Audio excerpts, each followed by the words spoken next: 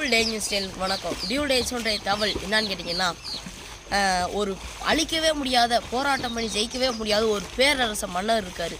அந்த பேரரசிட்ட நிறைய சிற்றரசு மன்னர்கள்லாம் போராடி ஜெயிக்கவே முடியலை.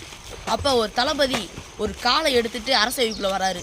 வந்து மன்னர்கிட்ட, மன்னரே, நீங்கள் இத்தனை நாள் போராடி ஜெயிக்க முடியாத பேரரசரோட காலை வெட்டி கொண்டு வந்துட்டேன் அப்படின்னாரு. அதை சோதனை பண்ணி பார்த்தா அந்த பேரரசரோட கால் தான். அப்புறம் மன்னருக்கு ரொம்பவே சந்தோஷம். உனக்கு என்ன வேணுமா கேளு, பொற்காசு வேணுமா, தங்க ரதம் வேணுமா, உனக்கு என்ன வேணும் கேளு, உனக்கு எல்லாத்தையுமே எடுத்துக்க அப்படின்றாரு. ஆனால் என்ன ஒரு சின்ன வருத்தம், நீ அவரோட தலையை வெட்டி எடுத்துகிட்டு வந்துருக்கலாம் அப்படின்றாரு. ஆனால் தளபதி என்ன சொல்கிறாரு, மன்னரே, நான் போகிறதுக்கு முன்னாடியே தலை யாரை வெட்டி எடுத்துகிட்டு போயிட்டாங்க, அதே காலையாவது எடுத்துகிட்டு வருமேன்னு வெட்டி எடுத்து வந்தேன் மன்னரேன்றாரு.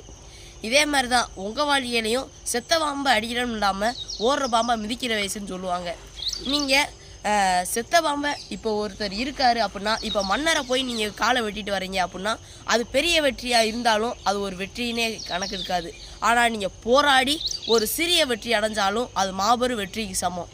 அதனால் உங்கள் வாழ்க்கையில் தொடர்ந்து போராடிக்கிட்டே இருங்க, கண்டிப்பாக வெற்றி தொடர்ந்து வரும்.